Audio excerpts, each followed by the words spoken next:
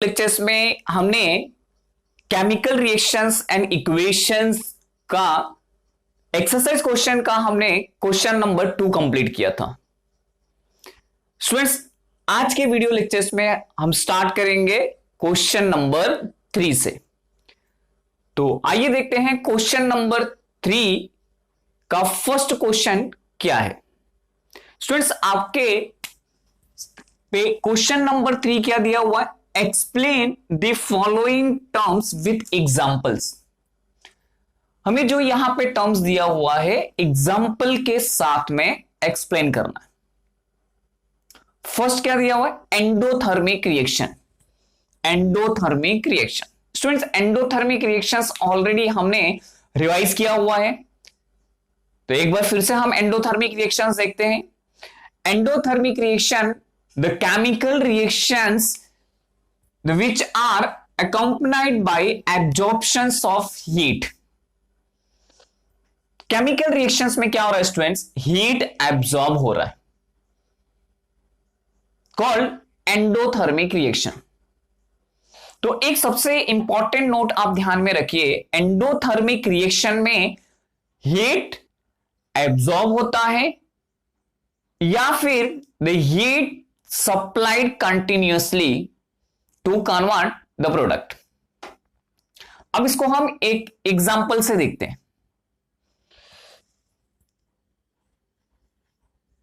Example लेते हैं डीकंपोजिशंस of limestone, जो कि हमने बहुत ही बार इस एग्जांपल को लिया हुआ है।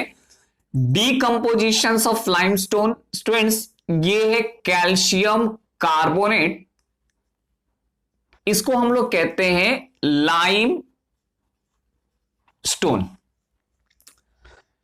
स्टूडेंट्स, लाइम स्टोन का रिएक्शंस नॉर्मल रूम टेम्परेचर पे नहीं होगा। इसमें हम क्या करेंगे? एक्सटर्नल हीट प्रोवाइड करेंगे। व्हेन एक्सटर्नल हीट प्रोवाइड, तो कैल्शियम कार्बोनेट में रिएक्शन कब होगा? जब हम बाहर से एक्सटर्नल हीट प्रोवाइड करेंगे, then it's converted into the two product. अभी दो प्रोडक्ट कौन कौन सा है स्टूडेंट्स? पहला प्रोडक्ट हो गया अपना कैल्शियम ऑक्साइड, जिसको हम कहते हैं quicklime, and evolution of carbon dioxide. तो ये केमिकल रिएक्शंस में हमने क्या किया? हीट प्रोवाइड किया। तो this is a type of a reaction called endothermic reaction. एक और एग्जांपल हम लोग ले लेते हैं। Potassium nitrate KNO3 salt. Potassium nitrate एक सॉल्ट है। अब इस पोटेशियम नाइट्रेट में हम वाटर ऐड करते हैं। सर, पोटेशियम नाइट्रेट में हम वाटर ऐड करते हैं तो इस undergo the dissolutions and form aqueous potassium nitrate.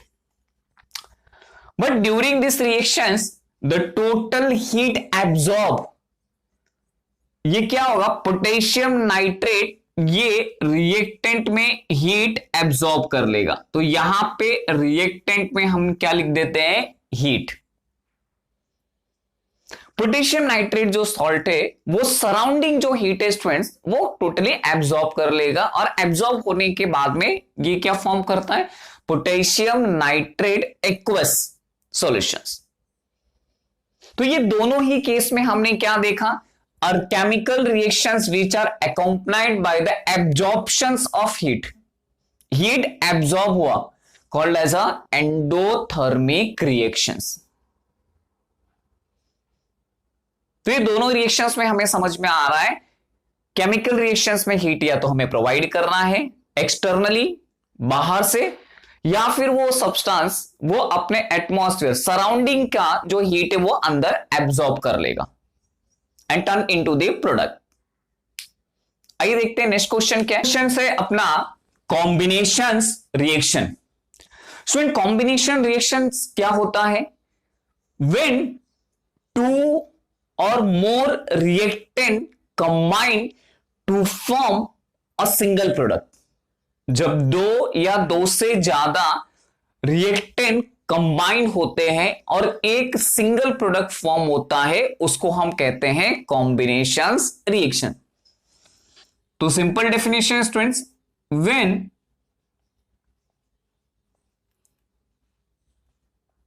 when two or more reactants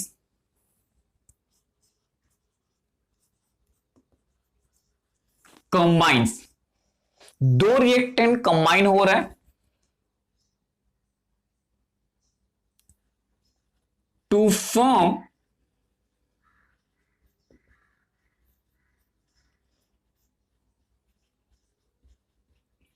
single product. तो स्टूडेंट्स बहुत सिंपल सा डेफिनेशन क्या है, when two or more reactant combine in a reactions form a single product called combinations reaction.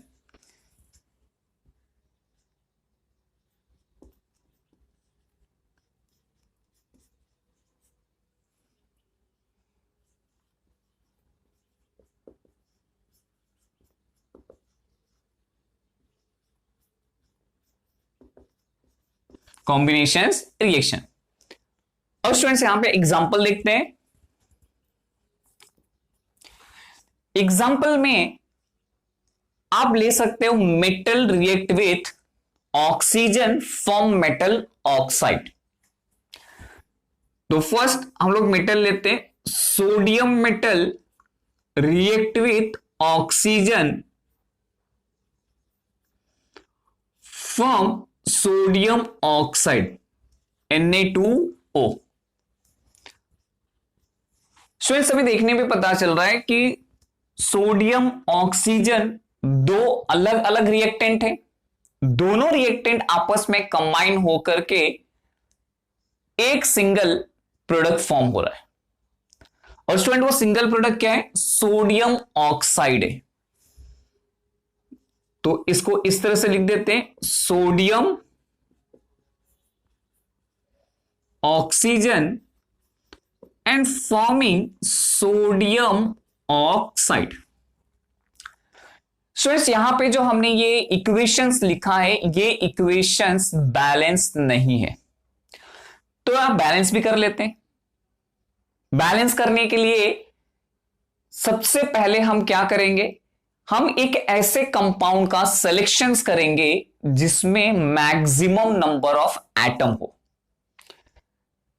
तो ये equations देखने पे students हमें पता चल रहा है, जो हमारा राइट हैंड साइड पे प्रोडक्ट में देखिए 2 atom of sodium 1 atom of oxygen, 2 + 1 हो गया 3 एटम से, यानी मैक्सिमम नंबर अपने पास सोडियम ऑक्साइड में है. टू स्टार्ट द बैलेंसिंग, हम बैलेंसिंग किससे करेंगे, सोडियम ऑक्साइड से करेंगे, जिसमें से ऑक्सीजन अनबैलेंस है. ऑक्सीजन 1 है, यहां पे ऑक्सीजन कितना है 2 है, तो ये हम मल्टीप्लाई करेंगे 2. स्टूडेंट जब मैंने मल्टीप्लाई किया 2 से, तो आपको यहां पे दिखाई दे रहा होगा सोडियम का नंबर इंक्रीज हो गया. सोडियम का नंबर कितना हो गया, 2 × 2 = 4, तो वी मल्टीप्लाई बाई 4. यहां पे हमने क्या किया, 4 ले. उसी तरह से दूसरा एग्जांपल लेते हैं, carbon dioxide dissolve in water. वैसे तो कार्बन डाइऑक्साइड स्पैरिंगली डिसॉल्व होता है वाटर में, कंप्लीटली डिसॉल्व नहीं होता है. By applying a pressure carbon dioxide dissolve in water. तो देखते हैं, ये कार्बन डाइऑक्साइड अगर वाटर में डिसॉल्व होगा स्टूडेंट, तो ये बन आएगा H2CO3. ये कार्बोनेटेड वाटर इसको कहते हैं. जो भी एरेटेड ड्रिंक होती है, Thums Up, Coca Cola, Pepsi, जो कार्बोनेटेड वाटर इस्तेमाल किया जाता है स्टूडेंट्स, यही है H2CO3। तो क्या हमने किया, ये दो रिएक्टेंट आपस में कंबाइन होकर के H2CO3 फॉर्म हो रहा है, जिसको कार्बोनिक एसिड भी कहते हैं। तो ये अपने पास में क्या हो गया था, carbon dioxide, water and carbonic acid, carbonic water भी कह सकते हैं और कार्बोनिक एसिड। तो ये बन रहा है कार्बोनिक एसिड। तो स्टूडेंट्स हमने यहां पे देखा कि two reactants combine to form a single product called as a combinations reactions. उसी तरह से हमने क्या देखा था, burning of magnesium, magnesium oxide is form by combination of two element, magnesium and oxygen. उसको भी देख लेते हैं स्टूडेंट्स। मैग्नीशियम जिसका सिंबल Mg है, react with oxygen form magnesium oxide. Magnesium ribbon को ऑक्सीजन के प्रेजेंस में अगर हम बर्न करेंगे तो it is giving to magnesium oxide. दो रिएक्टेंट कंबाइन होकर के सिंगल प्रोडक्ट फॉर्म हो रहा है। मैग्नीशियम सॉलिड स्टेट में है, ऑक्सीजन गैसियस स्टेट में है, और ये हो गया सॉलिड। तो ये इंटायर हमने क्या देखा, कॉम्बिनेशंस रिएक्शंस। चलिए next question C, that terms given balance equation. अब बैलेंस इक्वेशंस हमने देखा है स्टूडेंट्स कि इक्वेशंस दो टाइप का होता है, balance equation and unbalance equation. तो स्टूडेंट्स बैलेंस इक्वेशंस कहने का मतलब क्या होता है कि जब भी हम केमिकल इक्वेशंस लिखते हैं, इक्वेशंस में दो बातें होती है, reactant and product. Students left hand side में रिएक्टेंट होता है और राइट हैंड साइड में हम प्रोडक्ट लिखते हैं। रिएक्टेंट में जो भी एलिमेंट्स हैं वही एलिमेंट्स प्रोडक्ट में भी होते हैं। तो बैलेंस इक्वेशंस में क्या होता है students, number of atom present in each element on reactant side is equal to number of atom present those element in product side. जो भी एटम है एलिमेंट्स का रिएक्टेंट में जितना होगा, सेम नंबर अगर प्रोडक्ट में भी है तो उसको कहते हैं बैलेंस केमिकल इक्वेशन। तो स्टूडेंट्स डेफिनेशंस क्या कहता है, डेफिनेशन ये कहता है chemical equation in which the number of atom of the element, क्योंकि ये एलिमेंट के एटम्स हम काउंट करेंगे। जैसे हाइड्रोजन है तो हाइड्रोजन में कितने एटम्स हो गए, 2। हाइड्रोजन हमारा एलिमेंट है बट नंबर ऑफ एटम कितना हो गया, 2। तो यहां पे क्या बोला, atoms of the elements in the reactant same the number of atom of those elements present in a product. तो जितना नंबर ऑफ एटम रिएक्टेंट में होगा उतना ही नंबर ऑफ एटम प्रोडक्ट में होगा, तभी हम इसको कहेंगे बैलेंस केमिकल इक्वेशन। स्टूडेंट्स ये जो बैलेंस केमिकल इक्वेशन है इसे हम एग्जांपल से देखते हैं।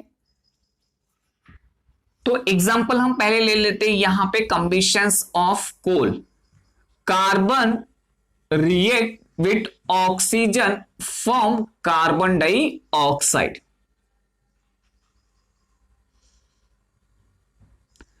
ये केमिकल इक्वेशंस में हमें देखने पे पता चल रहा है रिएक्टेंट प्रोडक्ट। अब ये आप कंपैरिजन इसको बना लीजिए, रिएक्टेंट में दो एलिमेंट हैं, कार्बन है और ऑक्सीजन है।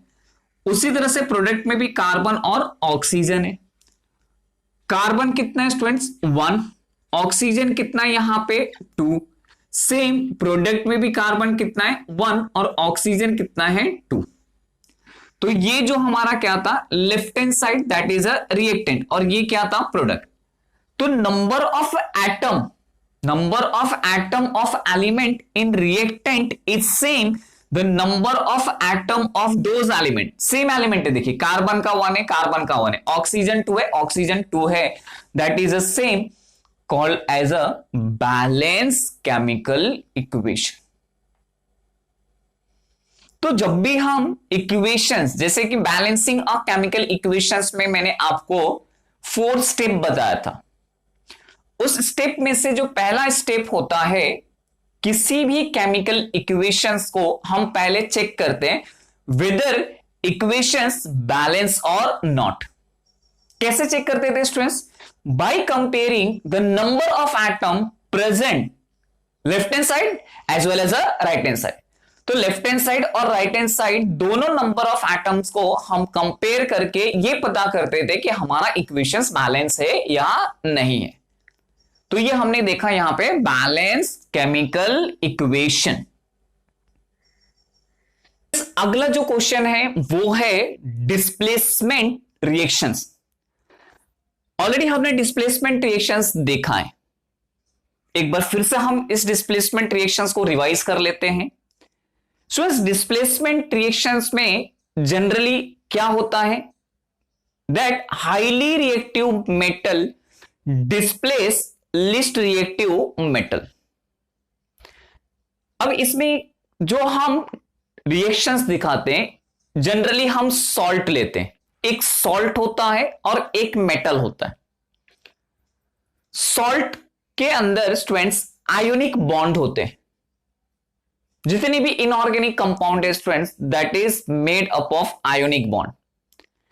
अब ये आयोनिक बॉन्ड में 2 आयंस होते हैं, केटायंस एंड एनायंस। तो ये जो केटायन चार्ज है और एनायन चार्ज है आपस में मिलकर के सॉल्ट बनाते हैं।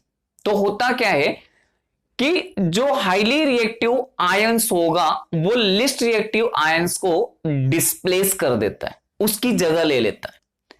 इसी को कहते हैं डिस्प्लेसमेंट रिएक्शंस। तो डेफिनेशंस क्या कहता है, the reaction in which place of ion of less reactive element in a compound taken by another more reactive elements by formation of own ion।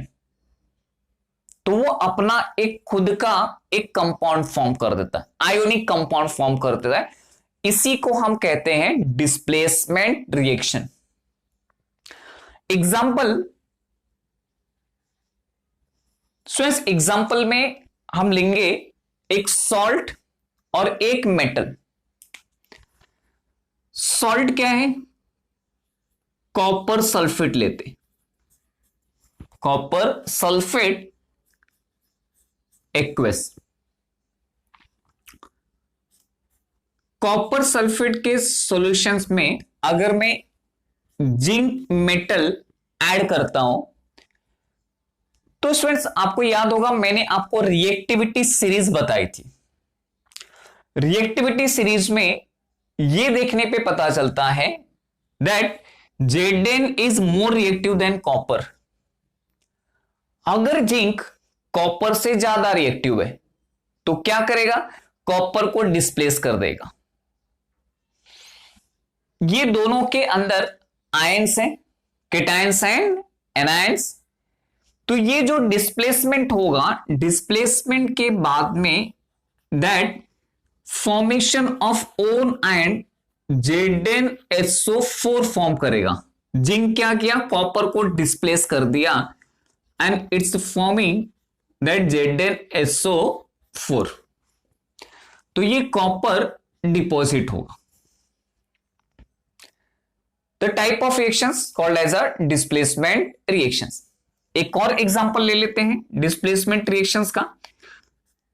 Students हमेशा ध्यान में रखिए, जो भी सॉल्ट रहेगा, सॉल्ट के अंदर का जो मेटल होगा वो मेटल लेस रिएक्टिव होना चाहिए as compare to more reactive elements, तभी इसमें केमिकल रिएक्शंस होगा। अगर मैं इसकी जगह पे ZnSO4 और कॉपर के साथ रिएक्ट करूंगा तो कोई भी रिएक्शंस होगा नहीं, नो रिएक्शंस टेकिंग प्लेस। क्योंकि देखने पता क्या चलता है कि copper is less reactive than zinc. तो कॉपर कितना भी जिंक सल्फेट के साथ में रिएक्ट करने की कोशिश करेगा, कोई भी रिएक्शन होगा नहीं, कोई भी कलर चेंज नहीं होगा, कोई भी नया कंपाउंड फॉर्म होगा नहीं। तो simple no reactions are taking place.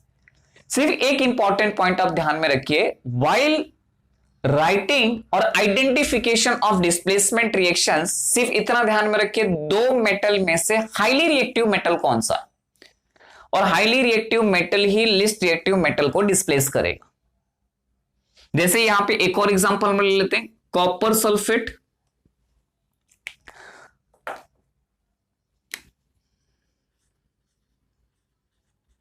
Copper sulphate aqueous react with Fe, form copper एक मेटल, आयरन एक मेटल। सो देखने पे ये पता चलेगा आयरन क्या करेगा, कॉपर को डिस्प्लेस कर देगा, and it is a forming that FeSO4 aqueous and copper. तो यहां पे हमने क्या देखा, डिस्प्लेसमेंट रिएक्शन। फिर से डेफिनेशंस देख लेते हैं जो टेक्स्ट बुक के डेफिनेशंस के अकॉर्डिंग है।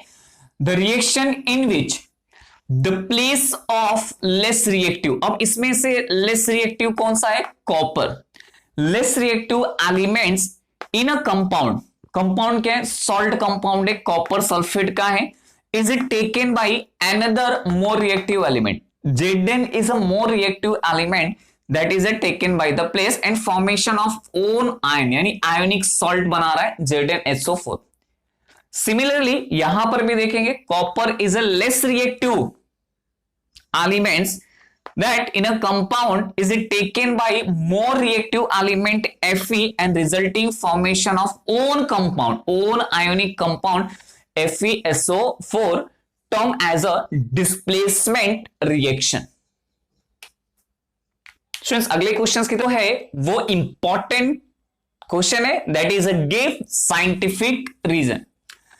तो आइए देखते हैं साइंटिफिक रीजन में जो इंपॉर्टेंट क्वेश्चन कौन कौन से, जिसमें से फर्स्ट क्वेश्चन क्या दिया हुआ है, when the gas form on heating limestone is passed through freshly prepared lime water, the lime water turns milky. तो इसका आंसर ऑलरेडी आप सभी को पता है क्या होता है। तो आइए देखते हैं कि इसे हम किस तरह से रिप्रेजेंट करते हैं। सबसे पहले हम केमिकल इक्वेशन से इसको रिप्रेजेंट कर देते हैं। तो इसका आंसर कुछ इस तरह से होगा, क्या हम हीट कर रहे हैं students, limestone. When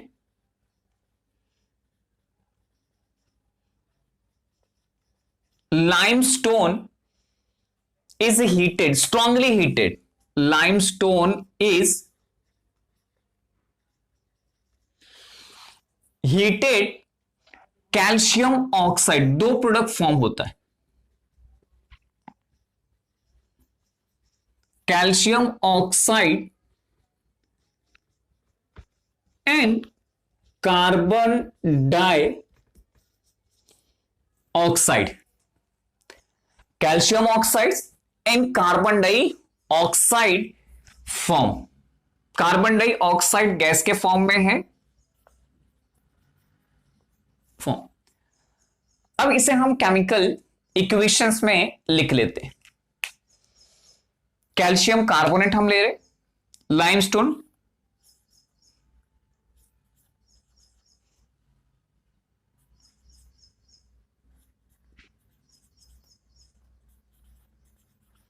limestone is strongly heated, form calcium oxide and carbon dioxide gas। तो ये तो स्टूडेंट्स हो गया हमारा प्रोडक्ट। जब हमने हीट किया तो हीट करने के बाद क्या हो रहा है, कैल्शियम ऑक्साइड फॉर्म हो रहा है और कार्बन डाइऑक्साइड गैस लिबरेट हो रहा है इस केमिकल रिएक्शन में। और ये ऑलरेडी आपने एग्जांपल में देखा है। ये किस टाइप का केमिकल रिएक्शंस हो गया, ये हो गया एंडोथर्मिक केमिकल रिएक्शंस। अब हम क्या करेंगे, ये जो कार्बन डाइऑक्साइड है फ्रेशली प्रिपेयर्ड, दैट किसमें हम कर रहे हैं, लाइम वाटर में।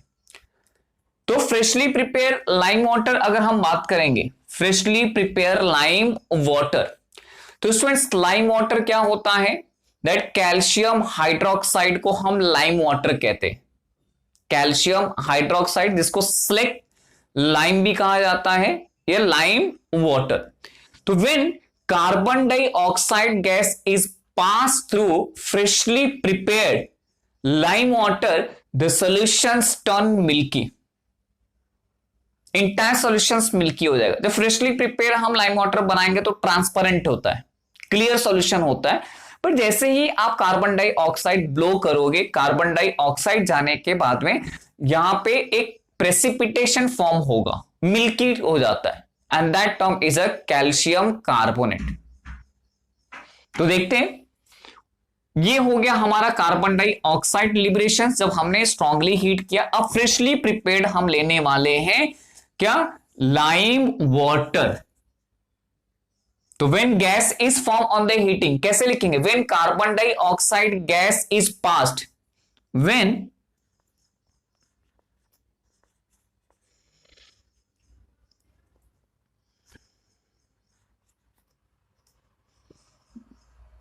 Marker problem,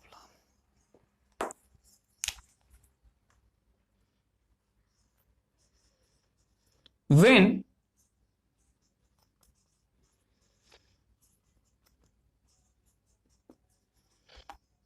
carbon dioxide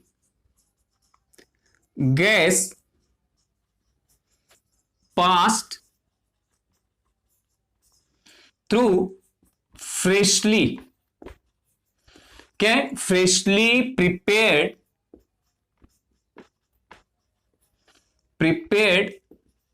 lime water,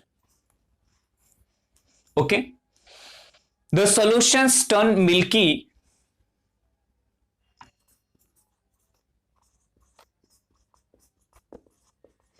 solutions turns milky. अब ये मिल्की सॉल्यूशंस क्यों हो रहा है स्टूडेंट्स, ये मिल्की हो रहा है formation of calcium carbonate, due to formation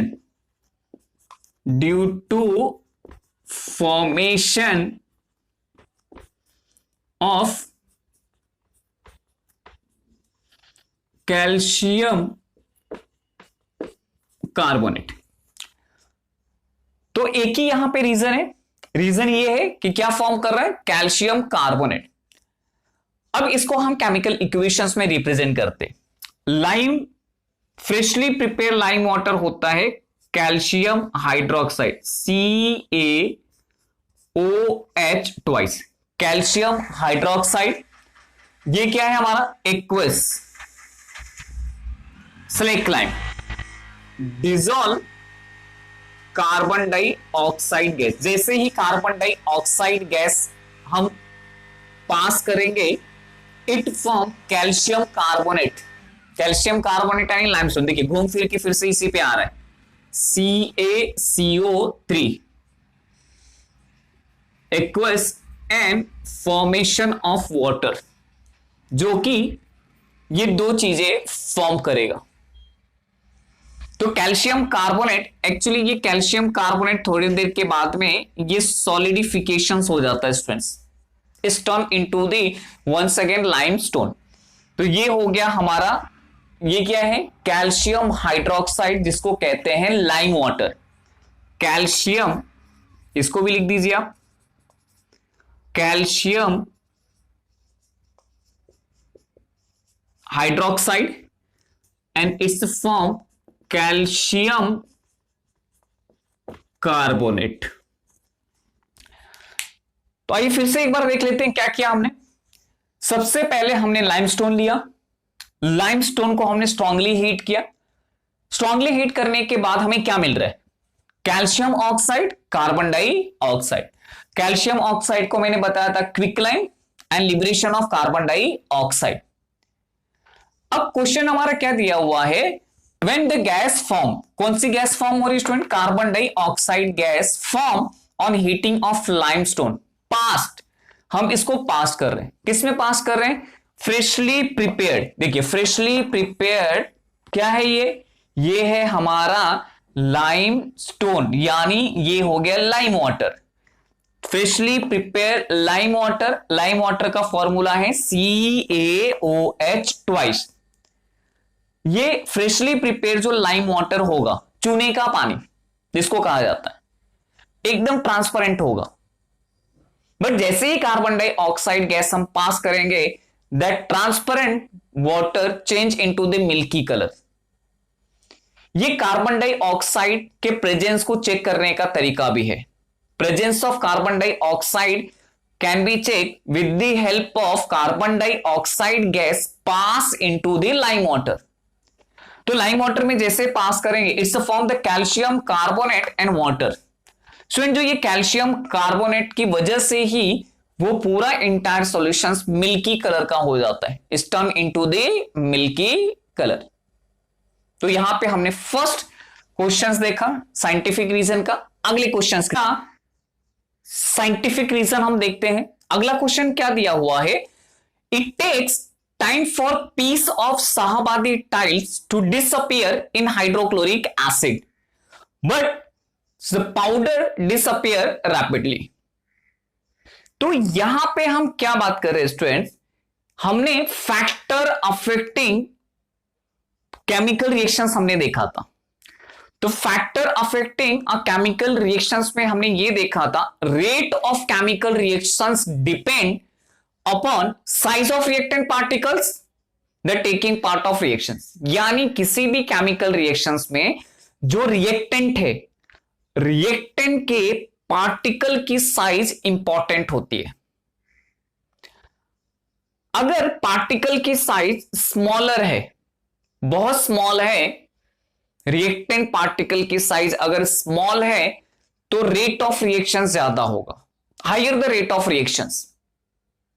तो हम यहां पे क्या देख रहे हैं, the size of the reactant particle is very small, the rate of reactions are higher. अगर हम बड़े पीसेस लेते हैं, तो बड़े पीस में डिसॉल्व होने में इट्स टेक द टाइम। जैसे आप एग्जांपल ले लीजिए, एक बड़ा शुगर क्यूब आप ले लीजिए और एक पाउडर शुगर ले लीजिए। जब वाटर में आप इसको डिसॉल्व करेंगे, तो आप देखेंगे कि जो पाउडर शुगर होगा वो क्विकली डिसॉल्व हो जाता है। बट अगर क्रिस्टल क्यूब से, तो it's take the longer time. जैसे ग्लूकोज हम लेकर के आते हैं मार्केट से, इंस्टेंट एनर्जी ड्रिंक, ग्लूकोज आप वाटर में डालते हो, इंस्टेंट डिसॉल्व हो जाता है। बट अगर शुगर आप देखोगे, sugar take the time for dissolve. क्यों?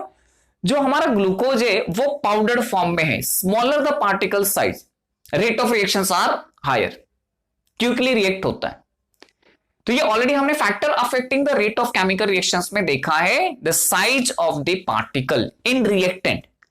तो आइए इसको हम ब्रीफ में देखते हैं। तो पहला मैंने क्या बताया, that the rate of chemical reactions depend upon the size of reactant particle. जो रेट ऑफ केमिकल रिएक्शन है वो किसके ऊपर डिपेंड कर रहा है, साइज ऑफ पार्टिकल। कौन सा? रिएक्टेंट के पार्टिकल के साइज के ऊपर डिपेंड करता। ओके, स्मॉलर द साइज, अगर साइज स्मॉल है तो रेट ऑफ रिएक्शन क्या होगा, ज्यादा होगा, तेजी से होगा, जल्दी होगा। तो यहां पे हम क्या ले रहे हैं, हम ले रहे हैं पीस ऑफ शाहबादी टाइल्स। तो इसको हम केमिकल रिएक्शंस में देखते हैं कि पीस ऑफ शाहबादी अगर टाइल्स लेते हैं तो क्या केमिकल रिएक्शन होता है। स्टूडेंट, शाहबादी टाइल्स मतलब क्या हो गया, वही लाइमस्टोन, कैल्शियम कार्बोनेट। तो यहां पे हम इसको थर्ड पॉइंट हम दे सकते हैं केमिकल रिएक्शंस के फॉर्म में। हमने लिया कैल्शियम कार्बोनेट CaCO3, जिसको हम शाहबादी टाइल्स भी आप यहां पे लिख दीजिए, लाइमस्टोन भी लिखेंगे तो भी चलेगा।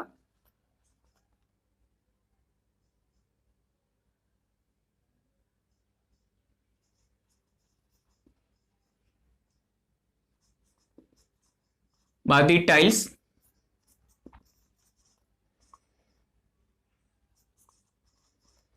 और लाइमस्टोन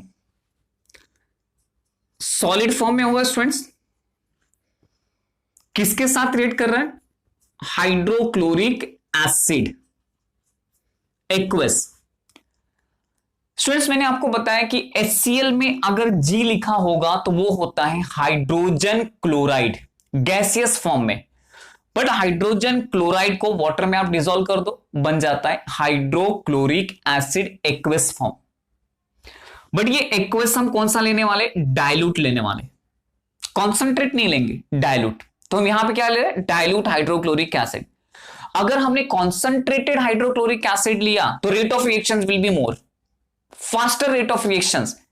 बट ये क्या हो सकता है, कॉन्सेंट्रेटेड हाइड्रोक्लोरिक एसिड्स से इंजरी होने का चांस ज्यादा होता है, क्योंकि रेट ऑफ रिएक्शंस विगरसली होगा। हम यहां पे डाइल्यूट लेते हैं, डाइल्यूट हाइड्रोक्लोरिक एसिड। तो स्टूडेंट्स ये जो केमिकल रिएक्शन है ये हमने 9th स्टैंडर्ड में देखा था।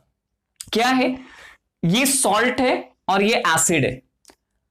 अगर सॉल्ट रिएक्ट विथ, या मेटल कार्बोनेट वाले हमने पार्ट में देखा था, metal carbonate react with acid, it's form the salt of another type of a compound. तो एक सॉल्ट बनेगा, क्या सॉल्ट बनेगा, कैल्शियम क्लोराइड बनेगा, calcium chloride CaCl2, and water molecule along with release of carbon dioxide.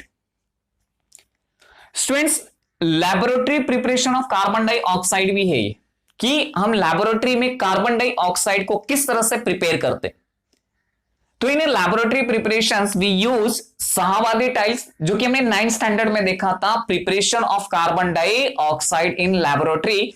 हमने round bottom flask में Shahabadi tiles लिया था और उसमें हम हाइड्रोक्लोरिक एसिड डालते हैं, then the reaction terms form salt, water and evolutions of carbon dioxide. तो यहां पे स्टूडेंट्स क्या देखने मिल रहा है, when hydrochloric acid is added to piece of Shahabadi tiles, pieces की बात कर रहा हूं, पीसेस ऑफ शाहवादी टाइल्स, सबसे इंपॉर्टेंट क्या रिलीज हो रहा है, carbon dioxide efflorescence. Carbon dioxide efflorescence is form slowly. अगर हम पीस लेते हैं तो रेट ऑफ रिएक्शन क्या होगा, स्लो होगा। यानी अगर ये कैल्शियम कार्बोनेट यहां पे पीसेस में मैंने लिया तो ये कार्बन डाइऑक्साइड जो रिलीज होगा वो स्लोली रिलीज होगा। लेकिन इसके जगह पे स्टूडेंट्स अगर मैंने पाउडर फॉर्म लिया, कैल्शियम कार्बोनेट मैंने पाउडर फॉर्म में लिया, तो पाउडर फॉर्म लेने के बाद में क्या होगा, कार्बन डाइऑक्साइड एफलोरेसेंस रिलीजेस रैपिडली। तो यहां पे हमने थर्ड देखा। सेकेंड का क्या था question student, it takes time for piece of Shahabadi tiles to disappear in hydrochloric acid but powder disappear rapidly. तो पहला पॉइंट क्या था, the rate of chemical reactions depend upon size of reactant, size of reactant particle, यानी reactant जो particle से उसके size पर depend करता है। Second, smaller the size, size अगर स्मॉल होता है रिएक्टेंट पार्टिकल का तो higher the rate of reaction होगा। अब student higher of rate of reactions अगर होता है तो स्टूडेंट्स यहां पे हम इसको केमिकल इक्वेशन से समझते हैं। केमिकल इक्वेशंस क्या बता रहा है, calcium carbonate, okay, limestone is dissolved with the hydrochloric acid form calcium chloride and efflorescence of carbon dioxide। Student जो efflorescence फॉर्म हो रहा है कार्बन डाइऑक्साइड, बड़े पीस रहेगा तो क्या फॉर्म होने वाला है, स्लो। पाउडर अगर रहेगा तो पाउडर में क्या होगा, रेट ऑफ रिएक्शन फास्ट होगा, जल्दी ही डिसॉल्व हो जाएगा। तो it's take time for pieces but rapidly dissolve in powder form. Next question की तरफ बढ़ते हैं। नेक्स्ट क्वेश्चन हम देखते हैं। नेक्स्ट क्वेश्चन से अपना सी, क्या क्वेश्चन दिया हुआ है students, while preparing dilute sulphuric acid from concentrated sulphuric acid. क्या कर रहे हैं हम, कॉन्संट्रेटेड सल्फ्यूरिक एसिड है उससे हम डाइल्यूट सल्फ्यूरिक एसिड बना रहे हैं। कैसे बनाएंगे भाई, एडिंग वाटर, क्योंकि जैसे जैसे हम वाटर ऐड करेंगे वैसे वैसे सॉल्यूशन क्या हो जाएगा, डाइल्यूट हो जाएगा। आप इसको इस तरह से समझिए, मार्केट से कभी आप शरबत की बोतल लेकर के आते हैं, कैसा रहता है, कॉन्संट्रेटेड रहता है। तो हम कैसे बनाते हैं, अगर मुझे रोज वाटर बनाना है तो मैं क्या करूंगा, 1 टीस्पून फुल ऑफ शरबत के बॉटल से लूंगा और मैं उसमें वाटर ऐड करूंगा और डिजायर्ड डायल्यूशन करूंगा। क्या किया हमने, कॉन्संट्रेटेड था, जो भी हमारे पास बॉटल था उसमें कॉन्संट्रेटेड पल्प था, उससे हमने क्या किया, डाइल्यूट किया। तो डाइल्यूशन हम कैसे कर रहे हैं स्टूडेंट्स, बाय एडिंग वाटर। तो यहां पे क्या दिया हुआ है, while preparing dilute sulphuric acid from concentrated sulphuric acid in a laboratory, the concentrated sulphuric acid, जब भी हम उसमें लैबोरेटरी में बनाएंगे, जो वाटर है हमें स्लोली और कांस्टेंट स्टरिंग के साथ ऐड करना है। ऐसा नहीं कि हमने वाटर लिया फटक से डाल दिया। क्यों होता है, क्योंकि ये जो डाइल्यूशन का प्रोसेस है ना स्टूडेंट्स, ये एक हाईली एक्सोथर्मिक रिएक्शन है। जब आप कॉन्संट्रेटेड सल्फ्यूरिक एसिड में वाटर ऐड करोगे, very large amount of heat is liberated, बहुत ज्यादा हीट बाहर निकलेगा, large amount is heat liberated and it's a highly exothermic reaction. अब समझो आपके पास में एक कोनिकल फ्लास्क आपने ले लिया और उसमें कॉन्संट्रेटेड सल्फ्यूरिक एसिड है और आपने क्या किया, डायरेक्टली वाटर ऐड किया। तो स्टूडेंट्स अगर आप डायरेक्टली वाटर ऐड करोगे तो एक्सोथर्मिक रिएक्शन होगा, एक्सोथर्मिक रिएक्शन होगा तो हीट लिबरेट होगा और हीट लिबरेट होगा तो वाटर क्या होगा, इट्स इवोपरेट। वाटर का जब इवोपरेशन होगा तो वो जो हीट की वजह से मे बी कोनिकल फ्लास्क जो होगा वो ब्रेक हो जाएगा और जो एसिड है वो पूरी तरह से आपके चेहरे पे, आपके हाथ पे, कहीं पर भी स्प्लैश हो सकता है। तो यहां पे हमें प्रिकॉशंस लेने की जरूरत है। क्या करेंगे, small amount of water add करेंगे, कंस्टेंटली स्टर करके साथ में, स्टरिंग के साथ में हम उसको small quantity of water add करेंगे, because it's a highly exothermic reaction. Okay, तो देखते हैं इसको किस तरह से लिखेंगे। पहले पॉइंट्स में हम क्या मेंशन करेंगे स्टूडेंट्स, इसमें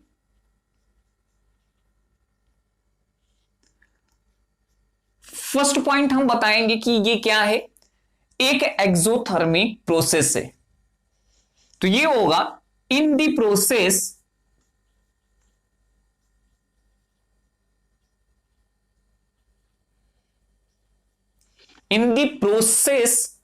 ऑफ डाइल्यूशन ऑफ सल्फ्यूरिक, जो सल्फ्यूरिक एसिड हम लोग ले रहे हैं, in the process of dilution of sulphuric acid, ये कैसा है, कॉन्संट्रेटेड वाला है। कॉन्संट्रेटेड, ये जो सल्फ्यूरिक एसिड है क्या है, कॉन्संट्रेटेड सल्फ्यूरिक एसिड को हम क्या कर रहे हैं, डाइल्यूट कर रहे हैं। डाइल्यूट किसके साथ कर रहे हैं, वाटर। तो ये हो जाएगा विथ वाटर। क्या हो रहा है, very large amount of heat is liberated, very large amount of heat is given away.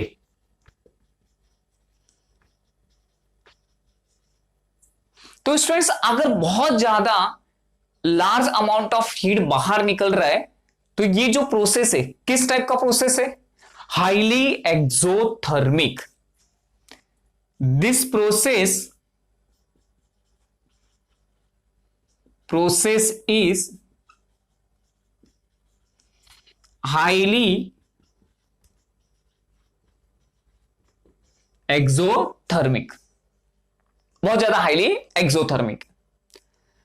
तो ये जो हमने इंटायर प्रोसेस देखा, क्या प्रोसेस देखा, in the process of dilution of sulphuric acid, concentrated sulfuric acid with water, it's give the very large amount of heat or large amount of the heat is liberated, given out. Hence this process is very highly exothermic. As a result, water is added, concentrated sulfuric acid, water get evaporate and the mixture may be splash, फैल जाएगा चारों तरफ से। तो यहां पे क्या हो सकता है, when water is added, second point आप लिख लीजिए, when water is added to this concentrated, आप H2SO4 भी लिख सकते हैं, when water is added to this concentrated sulfuric acid, क्या होगा? water gets evaporated, water gets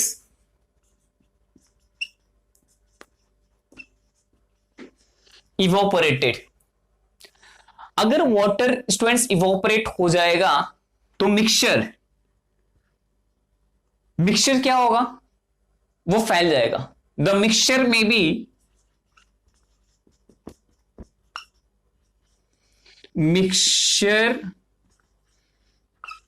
B splash, फैल सकता है. Splash, okay, out causing an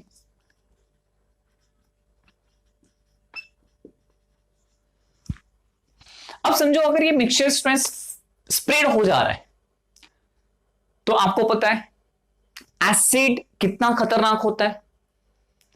गलती से कहीं बॉडी पे गिर गया, कहीं पे गिर गया तो क्या कॉज करेगा? एक्सीडेंट. तो कॉजिंग एन एक्सीडेंट. तो इसके लिए while preparing a dilute sulfuric acid from a concentrated acid, that laboratory in a concentrated sulfuric acid, that water is added slowly by stirring, continuous stirring के साथ हम इसमें add करेंगे. तो स्टूडेंट्स यहां पे हमने कंप्लीट किया सी. फिर से हम इसको देख लेते हैं. क्या था? while preparing a dilute sulfuric acid from concentrated sulfuric acid in a laboratory, the concentrated sulfuric acid in a concentrated sulfuric acid, that water is added constant stirring. Okay, reason क्या है? The process of dilution of concentrated sulfuric acid to water is a highly exothermic reaction. तो exothermic reaction से if we add water, due to the exothermic reactions, the water evaporate quickly, instantly. अगर water evaporate हो जाता है तो it may be there chances the splash of acid and causing severe to severe accident. To avoid this accident, we are going to add water by continuous stirring of. तो ये हमने यहां पे देखा हमारा साइंटिफिक रीजन. नेक्स्ट क्वेश्चन हम लोग देखते हैं जो कि क्वेश्चन नंबर क्या है? डी. क्वेश्चन नंबर डी क्या है? It is recommended to use air tight container for storing the oil for long time. तो स्टूडेंट्स ऑलरेडी हमने रैंसिड वाले टॉपिक में ये डिस्कस किया था, rancidity. When edible oil is left aside for long time, अगर हम वेजिटेबल ऑयल, एडिबल ऑयल को बहुत दिनों तक इस्तेमाल नहीं कर रहे हैं, उसको रख दिए हैं, it undergoes air oxidation. Oxidation process होगा, ऑक्सीजन कंबाइन होगा. इसकी वजह से क्या होगा? The taste and smells of oil changes and it's become the rancid. इसी प्रोसेस को हम कहते हैं rancid. अगर ऐसे rancid ऑयल में कोई फूड हम कुक करेंगे तो टेस्ट ऑल्सो चेंज, टेस्ट भी बदल जाएगा, प्लेटेबल टेस्ट आएगा, खाने में उसका स्वाद नहीं मिलेगा.